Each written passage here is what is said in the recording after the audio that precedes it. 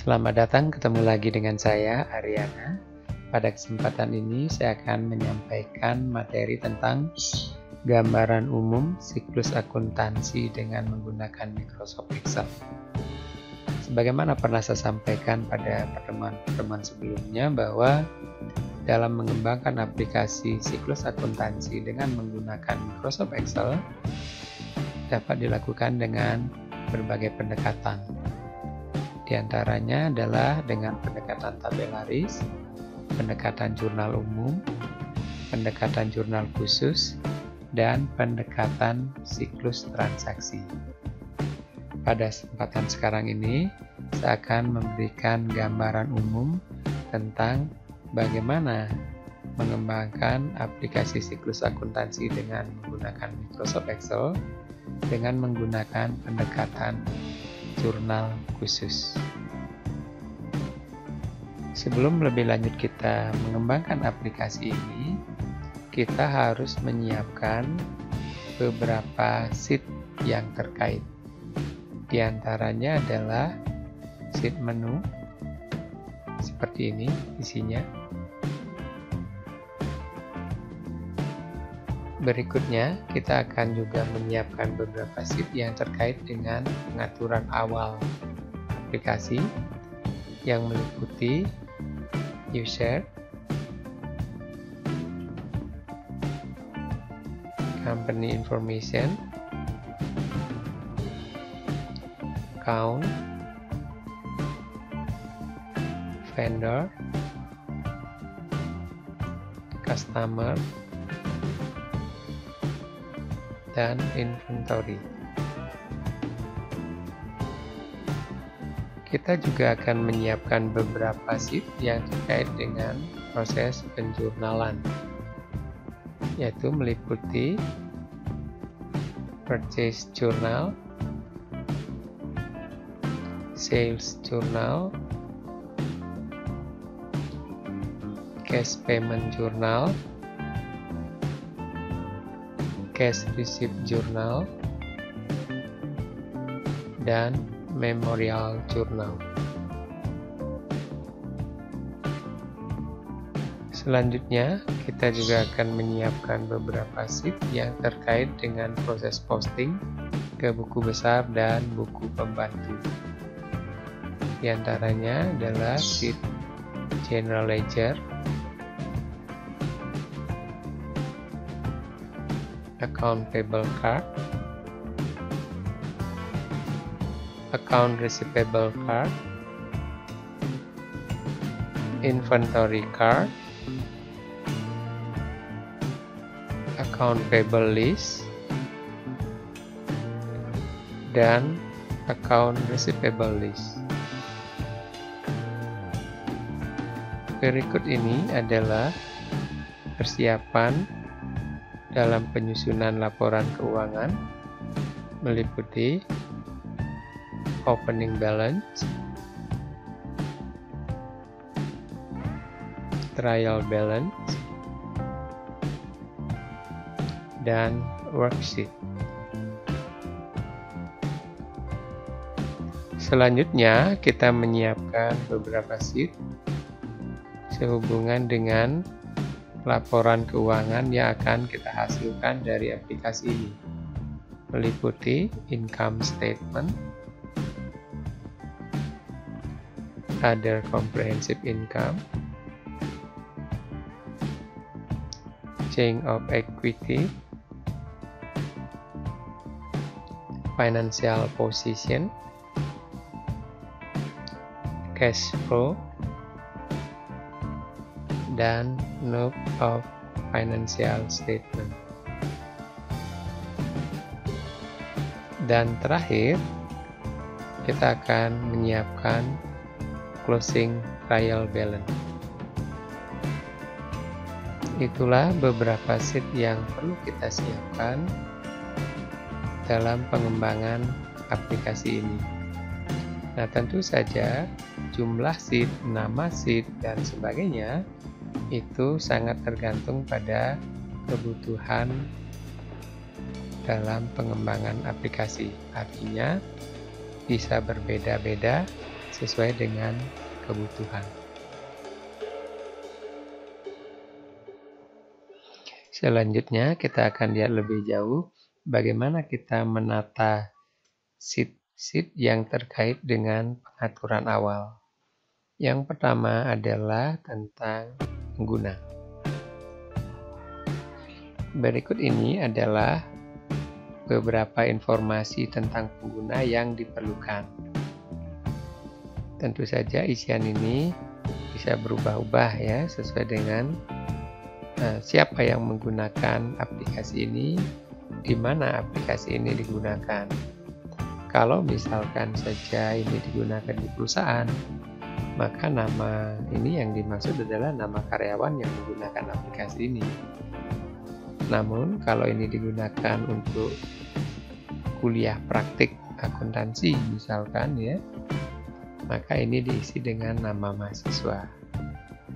Di bagian bawah ini juga ditampilkan cara pemilihan menu, bahwa dalam pemilihan menu di aplikasi ini dilakukan dengan cara mengklik, dan perpindahan dari satu formulir atau bagian lain dari aplikasi ini ke menu utama itu dilakukan dengan mengklik kata menu yang ada pada masing-masing formulir tersebut.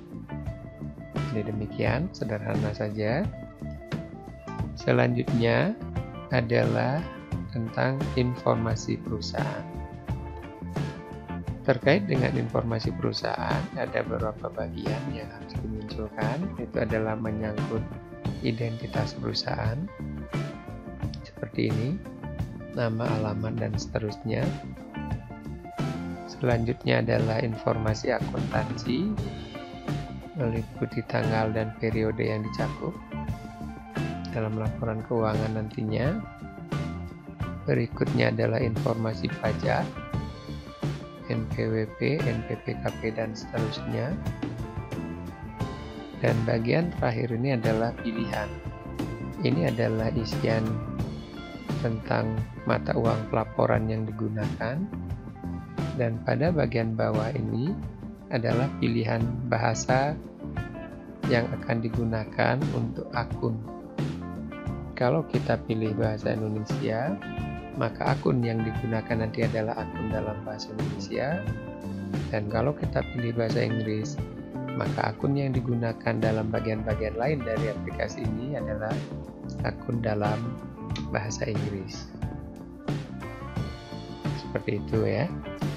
Nah, sedangkan judul dari informasi umum ini dibuat otomatis dengan menggabungkan kata informasi umum dengan nama perusahaan. Nah, ini maksudnya agar bila aplikasi ini digunakan pada perusahaan yang berbeda atau pada kasus perusahaan ilustratif yang berbeda dalam kuliahan, maka ini akan terisi secara otomatis. Misalkan saja saya ganti cahaya dewatanya menjadi, misalkan saja Dewata Ayu, misalkan seperti itu, maka pada judul ini akan berubah secara otomatis. Itu ya. Ini pun saya kira sangat sederhana dan mudah untuk dikerjakan. Selanjutnya adalah tentang akun.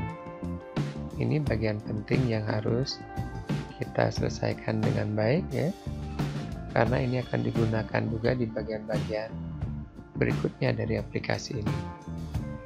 Kalau kita perhatikan chart of account-nya, pada dasarnya sama dengan apa yang sudah kita pernah buat sebelumnya, hanya saja ini relatif lebih lengkap. Apa saja isinya? Ada nomor akun, nama akun dalam bahasa Inggris, akun terpilih, nomor akun lagi, klasifikasi, debit kredit, header detail, dan yang terakhir adalah saldo awal. Nah, pembuatan akun yang relatif lebih lengkap ini dimaksudkan agar memudahkan kita nanti pada saat membuat formula-formula di bagian-bagian lain dalam aplikasi ini. Yang kedua adalah juga dimaksudkan agar pada suatu saat kalau aplikasi ini akan dikonversi ke paket program aplikasi lain yang jadi ya, maka ini juga mudah dilakukan karena kita sudah menyiapkan chart of account yang mirip dengan paket program akuntansi pada umumnya. Baik, kita coba lihat apa saja yang harus kita tata terkait dengan chart of account ini. Seperti biasa, untuk nomor akun, kita lakukan validasi supaya bila isiannya melebihi field size yang sudah ditentukan, itu supaya ditolak oleh aplikasi. Demikian juga nama akun, kalau diisikan nama akun yang melebihi lebar kolom, ini juga akan ditolak oleh aplikasi. Demikian juga nama akun dalam bahasa Inggris pun dibuat sedemikian rupa supaya isian yang melewati lebar kolom ini akan ditolak. Nah, semua hal ini bisa dilakukan dengan cara pengaturan pada data validation-nya. Ya. Berikutnya tentang akun terpilih. Akun terpilih ini munculnya bahasa Indonesia dalam hal ini karena pilihan pada opsi di informasi perusahaan itu dipilihnya bahasa Indonesia. Namun kalau pilihannya adalah bahasa Inggris, misalkan saja ya, kita ganti di sini menjadi bahasa Inggris, maka pada daftar akun terpilihnya menjadi bahasa Inggris. Nah, ini dibuat dengan menggunakan formula sederhana saja, seperti itu ya. Nah, berikutnya kita melihat ada lagi nomor akun, padahal sudah ada nomor akun sebelumnya ya. Nah, mengapa kok ada dua nomor akun? Ini pertimbangannya adalah sebagai berikut. Pengguna itu ada yang suka menggunakan isiannya nomor akun, gitu ya. Tetapi nama akunnya nanti akan dimunculkan secara otomatis. Nah, ini biasanya kita lakukan dengan menggunakan fungsi VLOOKUP. Dengan cara begini, maka lookup value-nya itu ada di sebelah kiri dari data yang kita akan munculkan secara otomatis. Jadi sangat mudah. Terus bagaimana halnya dengan kalau ada yang pengguna yang lebih suka nama akunnya yang diisi, tetapi nomor akunnya nanti akan dimunculkan secara otomatis. Dengan cara seperti ini, maka nanti lookup value-nya ada di sebelah kiri dari data yang akan kita munculkan secara otomatis. Dengan menggunakan fungsi VLOOKUP, ini tentu juga sangat mudah dilakukan. Jadi lebih fleksibel. Mau menggunakan nomor akun bisa, mau menggunakan nama akun pun tidak masalah. Nah, tentu ada pertanyaan, apa nomor akun ini harus diadakan untuk hal tersebut? Nah, ini sebenarnya juga tidak harus. Ini tergantung pada kemampuan pengguna Excel-nya. Kalau saja pengguna Excel sudah relatif lebih mahir menggunakan fungsi VLOOKUP, ini bisa saja ditiadakan. Karena sesungguhnya VLOOKUP juga bisa kita kombinasikan dengan fungsi-fungsi yang lain seperti fungsi index misalnya, untuk membuat sedemikian rupa VLOOKUP itu bisa menggunakan di mana lookup value-nya itu berada di sebelah kanan dari data yang akan mau dicari atau data yang mau dimunculkan secara otomatis. Seperti itu. Ya, sekali lagi. Kalau pengguna Excel mempunyai kemampuan itu, tentu nomor kolom ini menjadi tidak diperlukan. Selanjutnya ada kolom klasifikasi debit kredit. Ini adalah saldo normal, leader dan detail, dan yang terakhir adalah saldo awal. Ketiganya ini dimunculkan dengan menggunakan data validasi. Ya, ini menggunakan validasi. Kalau pada contoh-contoh sebelumnya kita buat ini secara otomatis, tapi dalam contoh ini kita munculkan dengan menggunakan validasi seperti ini.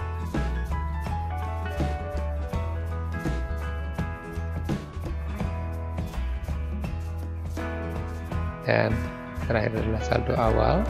Ini adalah data yang kita inputkan berdasarkan data saldo awal perusahaan. Demikian ya.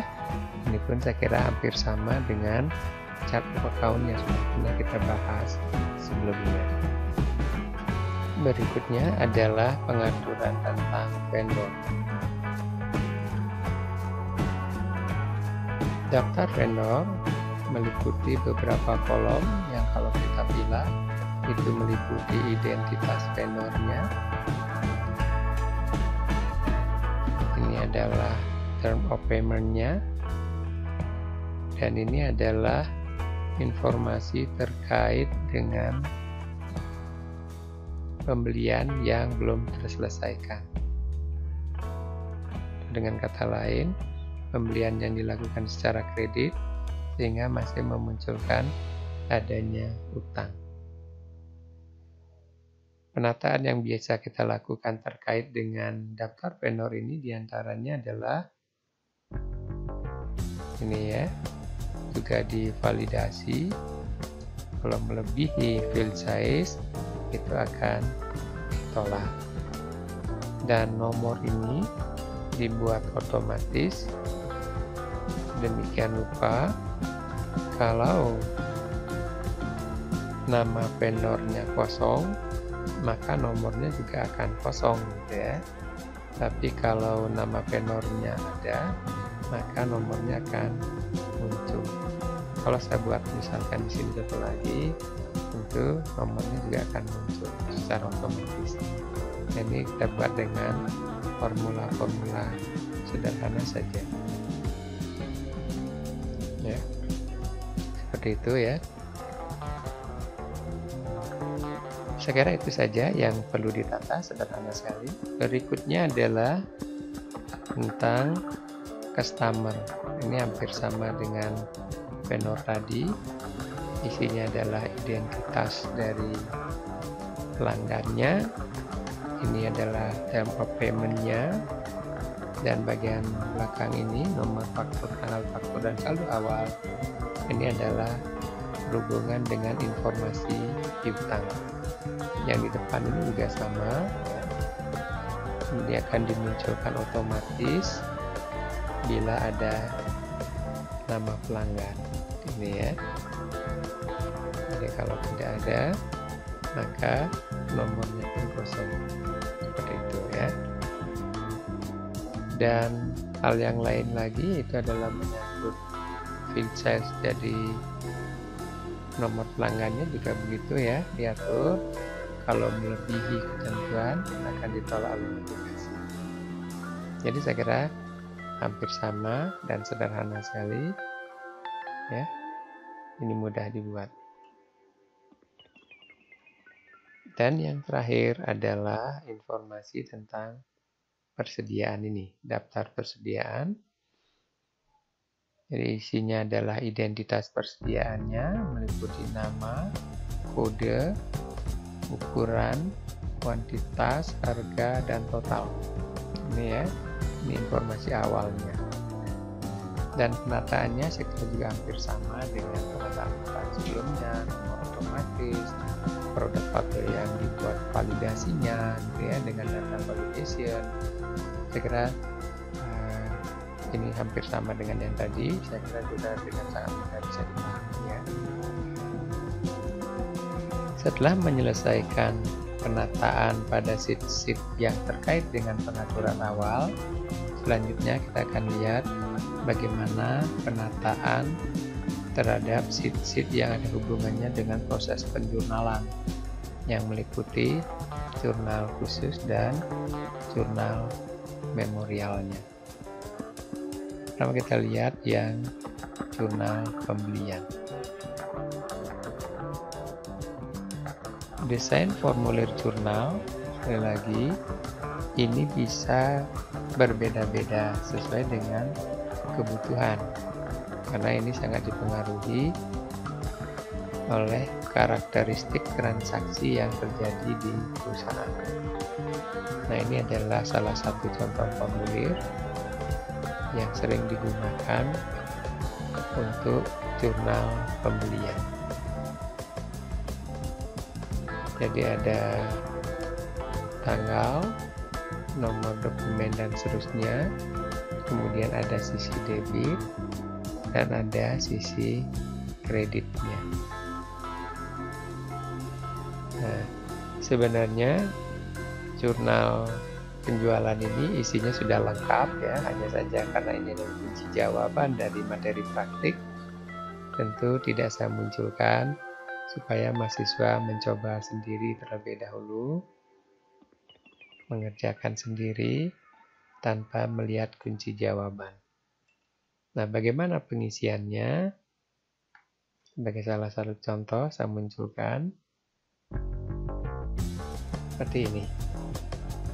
Berdasarkan bukti transaksi, kita entry datanya seperti ini.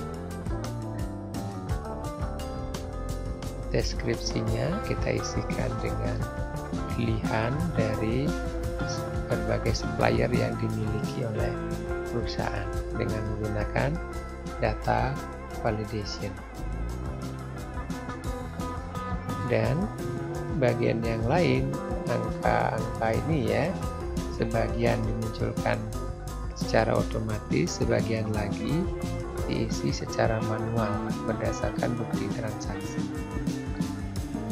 Nah, terkait dengan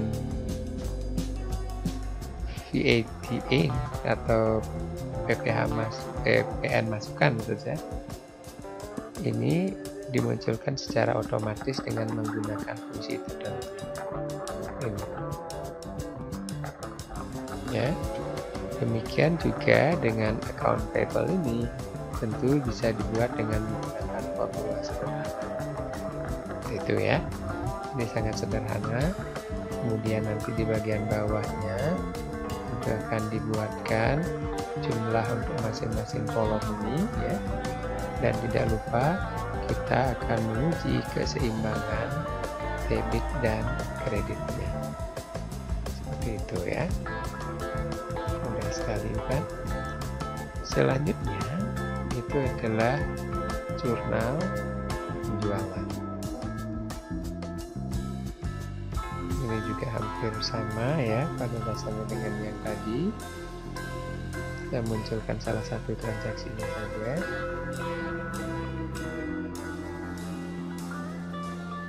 Ya. Lagi ada isian yang harus diisi secara manual berdasarkan bukti transaksi. Ada yang harus dibuat dengan menggunakan data validation. Ini berdasarkan pelanggan ya. Demikian juga angka-angka tertentu ya. Ini juga bisa ada yang bisa diotomatisasi, ada yang harus diisi secara manual. Ini dengan formula sederhana. Demikian juga VAT out-nya atau PPN keluarannya ini dimunculkan secara otomatis ya. Demikian juga halnya dengan persediaan. Ini juga dibuat sedemikian rupa, diambil dari kartu persediaan.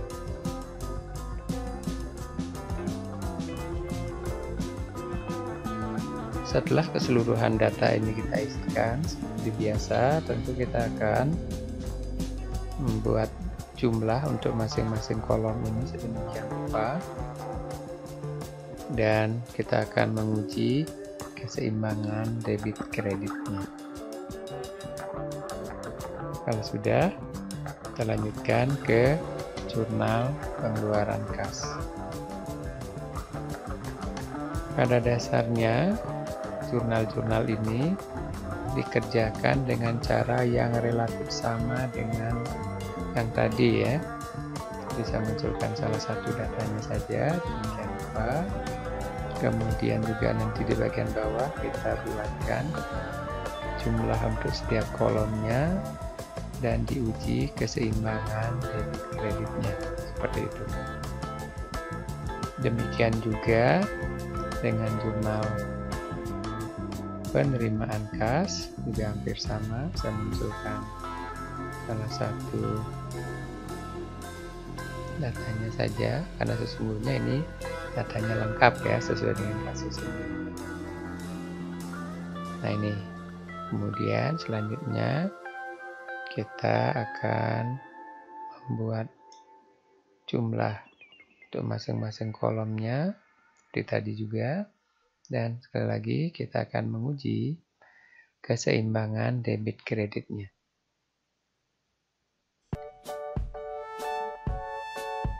Ya. Dan oh ya, saya lupa bahwa nanti kalau kita bekerja sampai di bagian bawah ini ya, supaya kita bisa bergerak dengan cepat ke bagian atas lagi ya, di bagian kiri ini dibuat link untuk mengantarkan kembali ke bagian ini, sehingga kita bekerja dengan cepat. Ini berlaku di semua jurnal yang tadi ya, juga sama. Dan yang terakhir adalah memorial jurnal. Terkait dengan memorial jurnal ini, kita nanti akan membedakan memorial jurnal yang digunakan untuk mencatat transaksi, ya, dan memorial yang digunakan untuk mencatat penyesuaian, dan jurnal memorial yang kita gunakan untuk membuat jurnal penutup nantinya. Penataan yang biasa kita lakukan terkait dengan jurnal umum saya kira relatif sama dengan apa yang sudah pernah kita bahas pada pertemuan-pertemuan sebelumnya ya, yaitu menyangkut pengotomatisasian dari nama akun. Dalam hal ini yang di entry nanti adalah nomor akunnya, dan yang diotomatisasi adalah nama akunnya dengan cara-cara sedemikian rupa ya, sehingga nanti pada saat angka yang terisi di sisi debitnya, maka nama akunnya rata kiri, dan manakala terisi di sisi kreditnya, maka akan digabungkan antara spasi ya, 7 spasi ya, dengan nama akun, sehingga nanti akan kelihatan masuk ke dalam seperti ini ya. Nah, ini bisa dibuat dengan menggunakan fungsi. Kenapa tidak bisa saya edit? Nanti saya akan jelaskan di bagian lain ya, karena ini sudah diproteksi. Berikutnya, kolom debit diisi seperti biasa, tetapi kolom kreditnya ini harusnya terisi secara otomatis dengan menggunakan fungsi seperti ini ya. Sekali lagi, kreditnya akan diisi secara otomatis dengan catatan sisi kreditnya itu akunnya cuma satu. Manakala akunnya lebih dari satu, maka yang satunya ini harus di entry, sisanya itu yang otomatis. Misal saya ganti ini menjadi 40 misalnya, 40.000 ya, jangan lupa, maka angka yang di bawah ini menjadi otomatis lagi. seperti itu. Jadi yang bisa diotomatisasi itu hanya untuk satu akun saja. Kalau ternyata yang dikredit ada 2 akun, maka salah satunya harus diinputkan.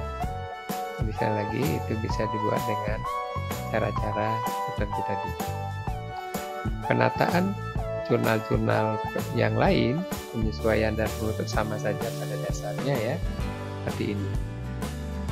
Kemudian hal yang lain yang perlu juga saya sampaikan bahwa terkait dengan berbagai jurnal yang kita buat tadi ya, itu bisa dilakukan proteksi terhadap bagian-bagian yang kita sudah otomatisasi dengan menggunakan fungsi dan formula, sehingga fungsi dan formula itu tidak dirusak oleh operator karena kesalahan dalam penggunaan.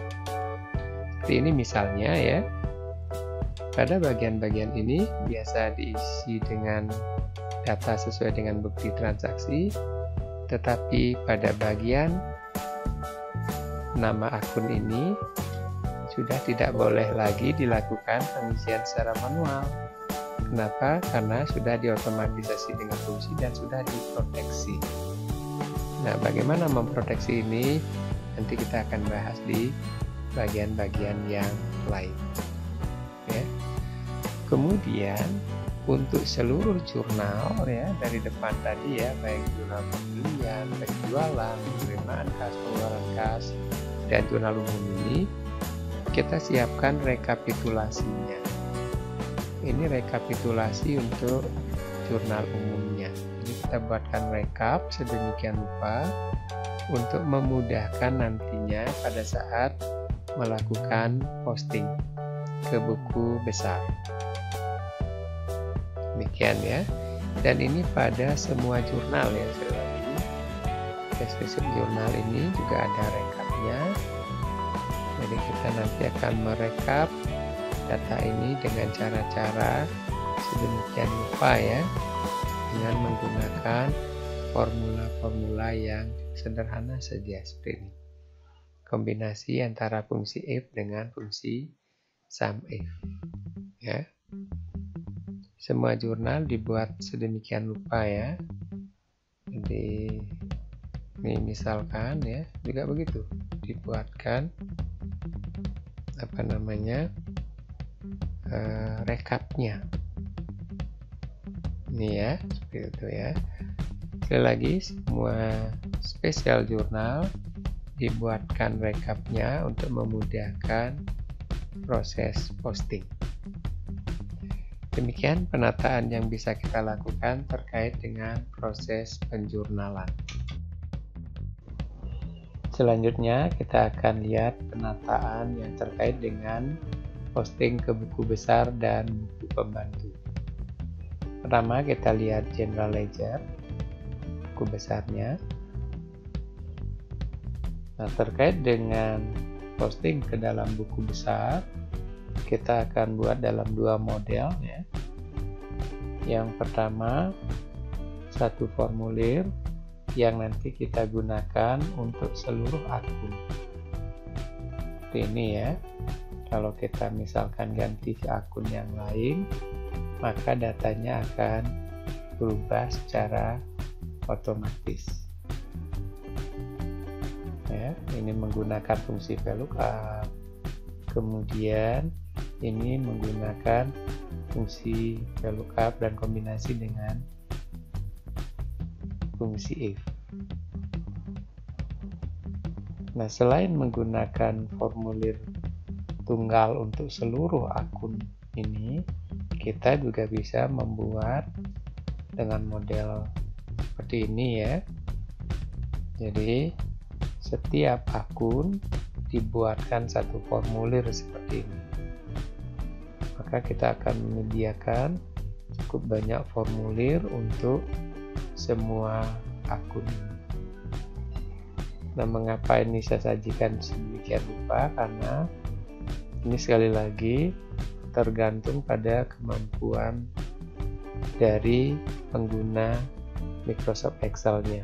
Jadi ada pilihan, bisa menggunakan model yang seperti ini bisa juga menggunakan yang satu lagi nih, karena ini berdampak pada fungsi formula yang akan kita gunakan di bagian-bagian lain. Seperti itu ya, jadi tidak terlalu sulit. Selanjutnya, nah ini terkait dengan kartu utangnya ya. Ini juga hampir sama pada dasarnya dengan cara kerja pada buku besar tadi ya. Jadi kita tinggal pilih nama pemasoknya, maka datanya akan berubah secara otomatis ya.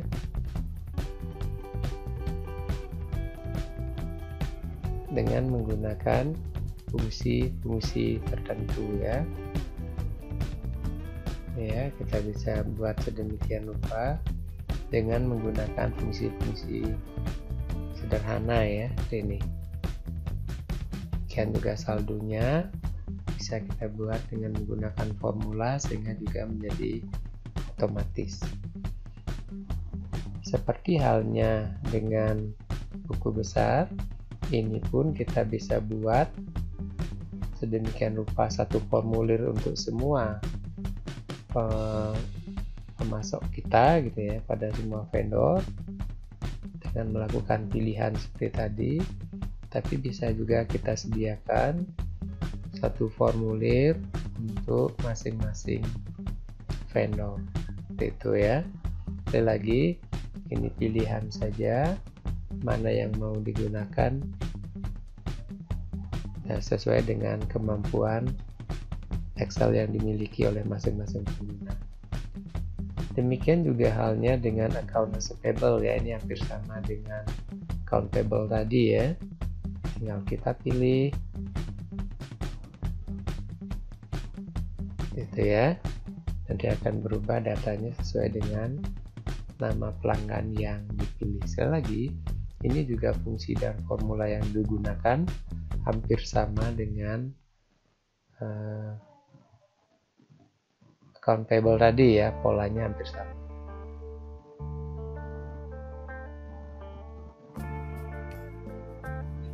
Selanjutnya, nah terkait dengan inventory card, ini berkaitan dengan metode juga yang metode atau rumus biaya yang digunakan terkait persediaan, apakah menggunakan rata-rata ataukah menggunakan FIFO gitu ya, karena bagaimana kita ketahui LIFO sudah tidak diperkenankan untuk digunakan sesuai dengan ketentuan SAK.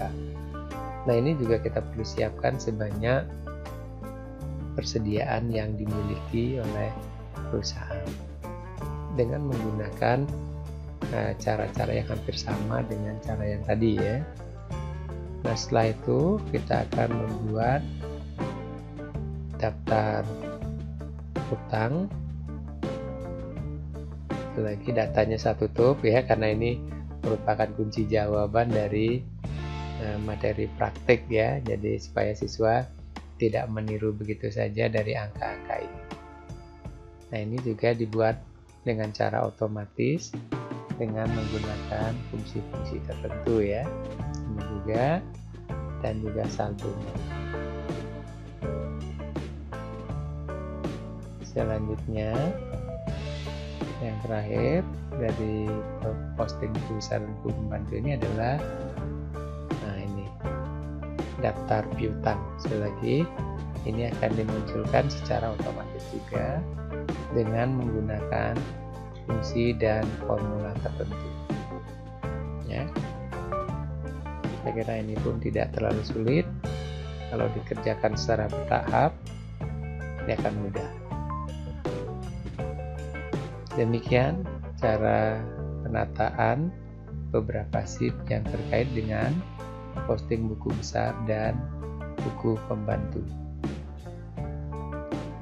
Selanjutnya kita akan lakukan penataan terkait dengan persiapan penyusunan laporan keuangan, penyusunan laporan keuangan, dan pembuatan neraca saldo setelah penutupan. Karena bagian ini hampir sama dengan bagian yang sudah kita pernah bahas sebelumnya, pada saat kita membahas tentang aplikasi siklus akuntansi dengan menggunakan Excel ya, dengan pendekatan jurnal umum. Oleh karena itu, ini akan kita lihat secara singkat saja. Yang pertama adalah saldo awal. Ini sebenarnya juga sudah lengkap, hanya saja munculkan satu saja seperti ini ya. Jadi dengan menggunakan fungsi-fungsi sederhana, ini akan dimunculkan secara otomatis. Demikian juga halnya dengan trial balance-nya, ini juga dimunculkan secara otomatis dengan menggunakan fungsi-fungsi yang memang relatif panjang ya. Tetapi nanti kalau kita kerjakan secara bertahap, saya yakin ini akan bisa diselesaikan. Berikutnya adalah neraca lajur. Ini juga demikian ya, ini sesungguhnya udah jadi ya, tapi hanya saya munculkan satu baris saja ya, yang mana data ini juga dimunculkan secara otomatis dengan menggunakan fungsi dan formula sebagaimana yang sudah saya jelaskan pada pertemuan sebelumnya. Pada dasarnya, kalau ini sudah kita selesaikan, maka gambaran tentang laporan keuangan itu sudah kita ketahui ya, apakah sudah terjadi laba ataukah terjadi rugi, seperti halnya pada saat pembahasan di materi sebelumnya. Jadi kalau ada yang belum paham tentang hal ini, ada baiknya dilihat pada tutorial saya sebelumnya. Selanjutnya itu adalah laporan laba rugi. Ini juga hampir sama dengan yang sudah pernah kita bahas, fungsi dan formula yang digunakan ya. Hanya saja untuk yang sekarang ini formnya sudah kita buat sesuai dengan standar akuntansi keuangan ya. Jadi menampilkan dua periode sebelumnya dan periode sekarang, dan ada catatan yang harus diisi untuk memudahkan melihat penjelasan masing-masing akun ini pada catatan atas laporan keuangan.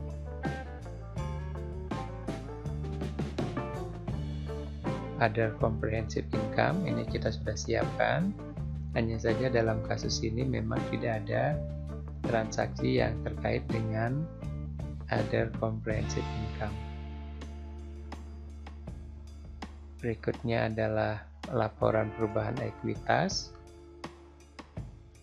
Ya, ini dengan cara-cara yang sederhana juga, sebenarnya bisa dibuat menjadi otomatis.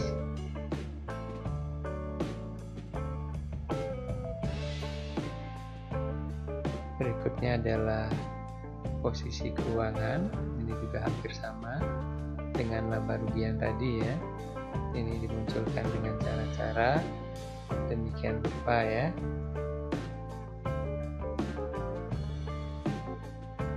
Dan ini pun memuat kolom-kolom seperti di laba rugi tadi, ada catatan periode sekarang dan periode sebelumnya. Berikutnya adalah laporan arus kas. Nah, terkait dengan laporan arus kas ini sedikit berbeda dengan yang sebelumnya, karena yang sebelumnya kita bahas hanya menggunakan metode langsung seperti ini. Jadi nanti ada klasifikasi aktivitas operasional, aktivitas pendanaan, dan aktivitas investasi ya. Sekali lagi ada operasional, ada investasi, dan ada pendanaan. Nah, ini sudah pernah kita bahas sebelumnya. Dan pada materi yang sekarang ini nanti kita akan mencoba juga metode tidak langsungnya. Jadi ini cara pengerjaannya relatif berbeda yang nanti kita akan bahas pada saat membahas tentang detail masing-masing laporan keuangan.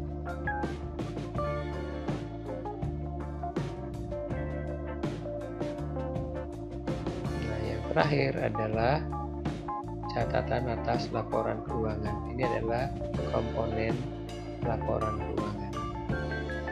Tahap terakhir dari pembuatan aplikasi ini adalah pembuatan neraca saldo penutupan. Nah, pembuatan neraca saldo penutupan, sekali lagi ini juga sama prosesnya dengan apa yang sudah saya pernah jelaskan di pertemuan-pertemuan sebelumnya. Jangan khawatir melihat rumus-rumus yang panjang ini ya.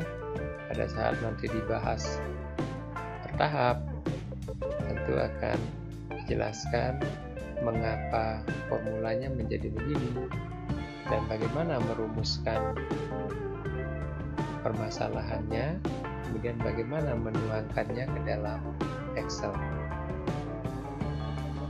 Ya, tidak terlalu sulit. Nah, kita ingat kembali bahwa proses ini, proses penyusunan neraca saldo penutupan ini didahului dengan pembuatan jurnal penutup yang nanti dibuat pada jurnal memorial di bagian jurnal penutupnya. Nah, data jurnal penutup tersebut akan diposting ke buku besarnya dan neraca saldo penutupan ini datanya diperoleh dari buku besar setelah penutupan. Sebagaimana kita ketahui bahwa pembuatan jurnal penutup tadi dimaksudkan adalah untuk menutup atau mengenolkan saldo-saldo sementara, dengan nanti yang muncul pada neraca saldo penutupan ini hanyalah akun-akun realnya saja atau akun-akun laporan keuangan, posisi keuangan atau neraca saja, gitu ya.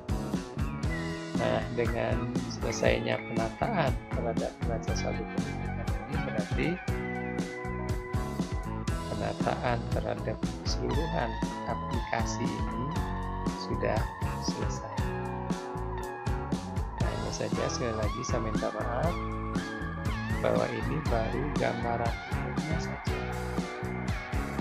Nah, sekedar memberikan gambaran supaya nanti pada saat pembuatan aplikasi ini secara bertahap itu akan lebih mudah karena kita sudah memahami aplikasi ini secara keseluruhan. Dan yang kedua juga sebagian data tadi ditutup sekali lagi itu hanya supaya tidak diacu oleh siswa secara langsung, supaya siswa mau mencoba secara mandiri dulu sebelum membandingkannya dengan kunci jawaban. Demikianlah gambaran tentang pembuatan aplikasi siklus akuntansi dengan menggunakan Microsoft Excel dengan pendekatan jurnal khusus. Semoga bermanfaat. Terima kasih telah menonton video ini. Sampai ketemu lagi pada tutorial